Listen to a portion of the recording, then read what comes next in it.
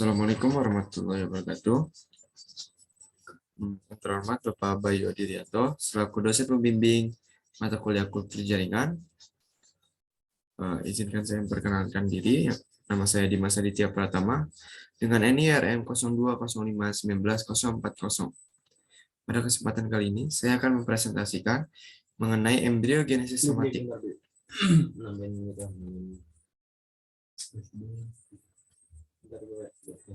Embriogenesis somatik adalah proses terbentuknya struktur menyerupai embrio dari sel-sel somatik. Fase yang dilewati dalam embriogenesis somatik ini serupa dengan fase terbentuknya embrio zigotik hasil fertilisasi. Embriogenesis somatik berkembang dari sel tunggal, kemudian mengalami pembelahan sel dan membentuk kelompok sel meristematik. Tahap-tahap embriogenesis somatik, yang pertama ada inisiasi dan proliferasi, yang kedua ada pematangan embrio, yang ketiga ada perkecambahan embrio, yang keempat ada budidaya dalam rumah kaca dan aklimatasi. Embriogenesis somatik dipengaruhi oleh beberapa faktor, di antaranya adalah hormon pertumbuhan, genotip, eksplan, sumber nitrogen, dan substansi-substansi lain seperti krosa, etanol, dan maltosa. Embriogenesis somatik terbentuk dari individu sel atau sekelompok sel, kemudian memasuki globular stage atau fase bentuk bundar, heart stage atau fase bentuk hati, dan torpedo stage atau fase bentuk menyerupai torpedo, baru kemudian menjadi embrio.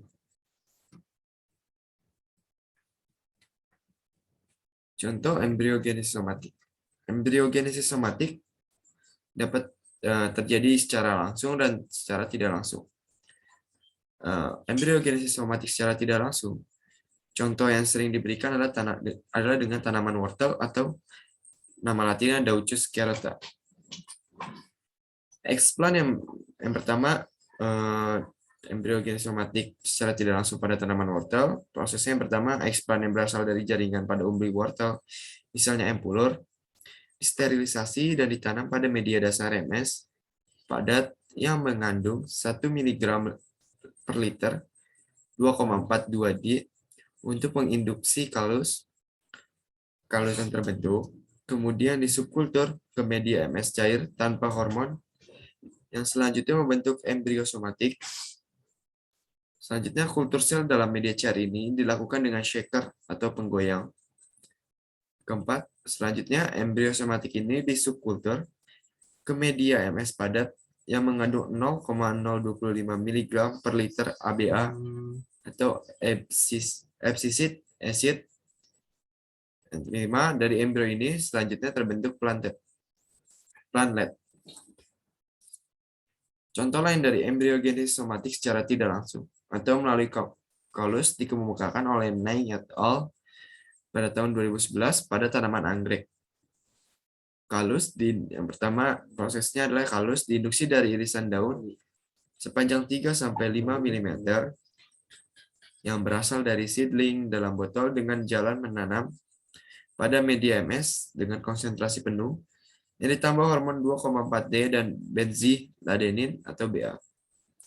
Selanjutnya konsentrasi 2 mg liter 2,4-D dan 2 mg liter BA memberikan hasil optimal untuk pembentukan kalus.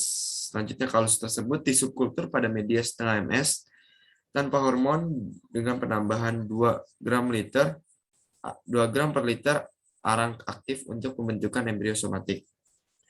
Selanjutnya terjadi pematangan embrio dan membentuk tanaman secara utuh setelah 30 hari subkultur. Embriogenesis somatik secara langsung. Embriogenesis secara langsung jarang dilakukan dalam perbanyakan tanaman melalui kultur jaringan dibandingkan metode secara langsung. Contoh yang umum diberikan adalah untuk tanaman alfalfa atau Medicago falcata dalam bahasa Latin. Eksplan yang berupa daun trifoliate muda disterilisasi dan diiris menjadi potongan-potongan kecil dan diletakkan pada media dasar B5 cair yang mengandung 2,4D 4 mg per liter sebanyak 4 mg per liter, kinetin sebanyak 0,2 mg per liter, adenin sebanyak 1 mg per liter, glutathione sebanyak 10 mg per liter, dan di shaker selama 10-15 hari.